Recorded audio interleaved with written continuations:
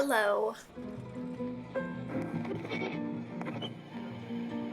It's Raimi, and today I'm pulling out a secret weapon. A few months ago, I got a digital arc of Just Friends by Haley Pham, which I have been a fan of her for a very long time. I love her book content. I have been watching her since before book content. I knew I wanted to read this before she released her book, but I was kind of saving it for a rainy day, and I have recently kind of dove in head first into a reading slump.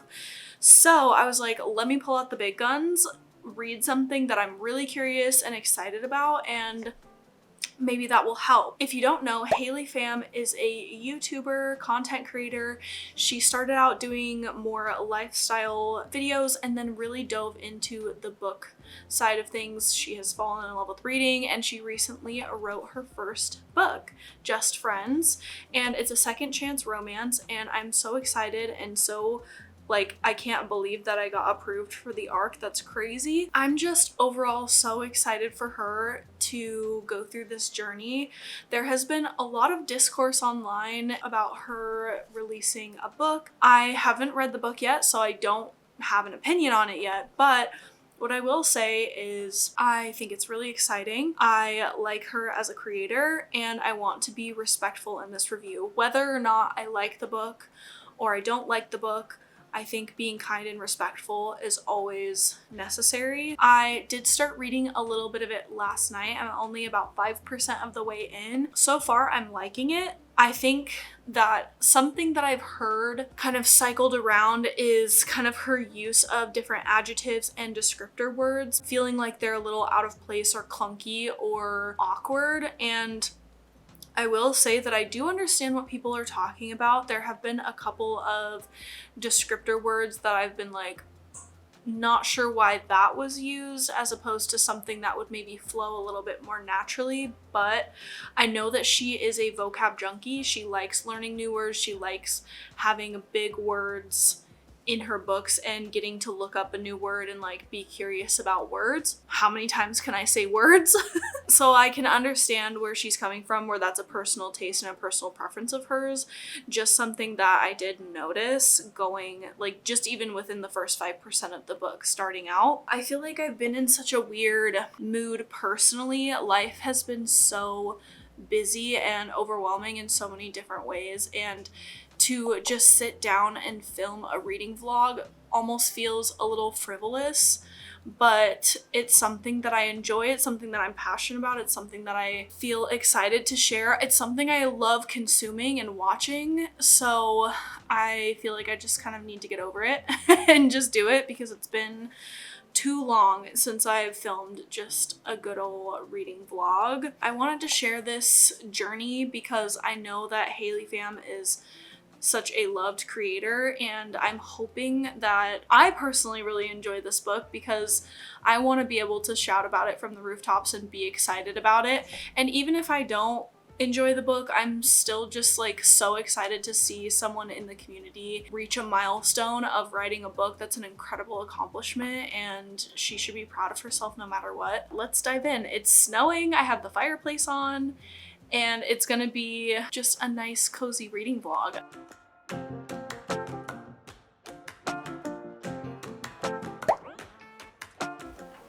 Also, the chapter headers, I have to say, are so cute.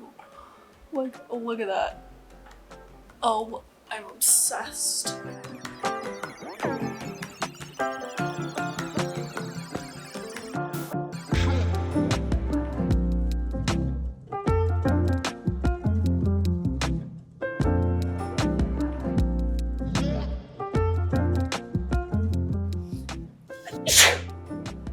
Why? I need to see this. She is talking about a bird called a blue-footed booby. And I need to see what this bird looks like, because that's interesting. Apparently they do this weird mating dance. Also, love this. Okay, so one of the characters is talking about this bird, and they're like, hold up, let me pull up a video of this bird. And it says, I watch over his shoulder as he maneuvers to YouTube and types blue-footed booby mating dance into the search bar. He clicks on a National Geographic video and turns his phone horizontally for me to watch the two birds. Literally type in YouTube blue-footed booby dancing or dance or whatever, and the top video literally is a National Geographic video. I love that. That is such a fun little, like, real reference that it's National Geographic. So let's see what this is all about. Look at this bird. It's so cute. You can't tell me that that's not an adorable bird.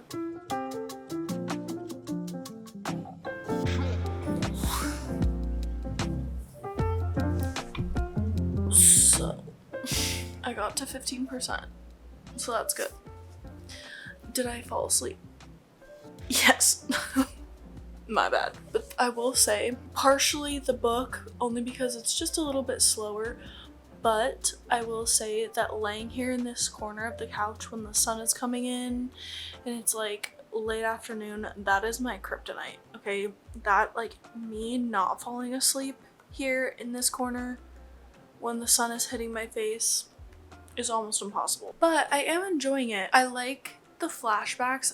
I just started another flashback and we got one previous and I really liked it. I felt like you could feel the bubbling of the connection happening. You could feel the flirtatiousness. You could feel the desire for more but being hesitant because they're friends. It was palpable. Going into the present, it's very descriptive. Maybe not all of it is 100% useful or information that maybe we need. I don't think it necessarily takes away from the book, but it does slow down the pace a little bit in the present timeline. That's my only note. It almost reminds me a little bit of The Summer I Turned Pretty, the relationship between Belly and Conrad and Jeremiah's mom, like having another motherly figure in your life, just having this special place that connects to all of these memories and this specific time in your life, and you go away and kind of come back and you're kind of transported to who you were at that time and kind of reliving and reminiscing about those times in your life. Excuse me. I'm excited to see how the reconnecting happens because there's no rekindling, no connection whatsoever, nothing happening. So I'm excited to get to that part where they're interacting more. So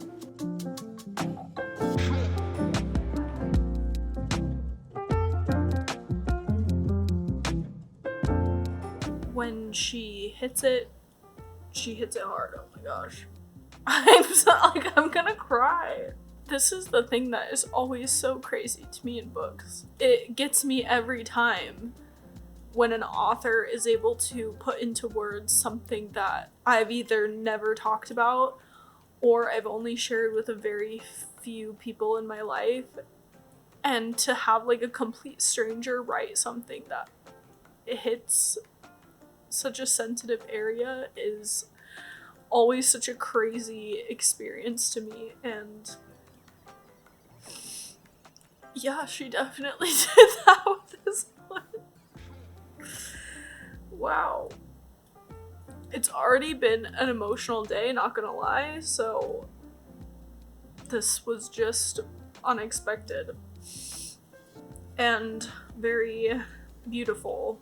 I decided that I'm going to go to the gym and I'm gonna read on the treadmill, which I've never actually done before, so we'll see if that's successful. But I feel like going and walking and like just doing something. I threw on literally one of the biggest sweaters that I own because I just wanted to be cozy and comfortable. Yeah, this is the fit. Woohoo. Yay, let's go to the gym. Ooh, as you can tell, I'm so excited about it, but I feel like I need to move my body and I want to move my body and I have the ability to move my body, so let's do that.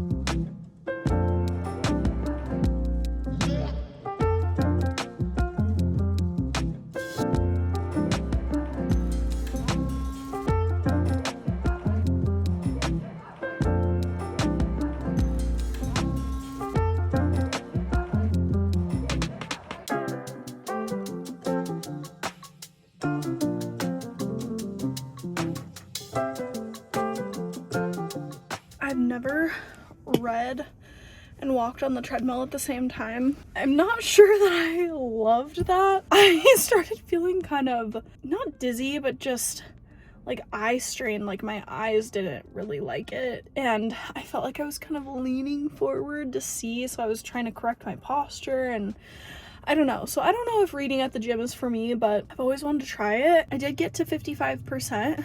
I walked for a little over a half hour, so that was nice.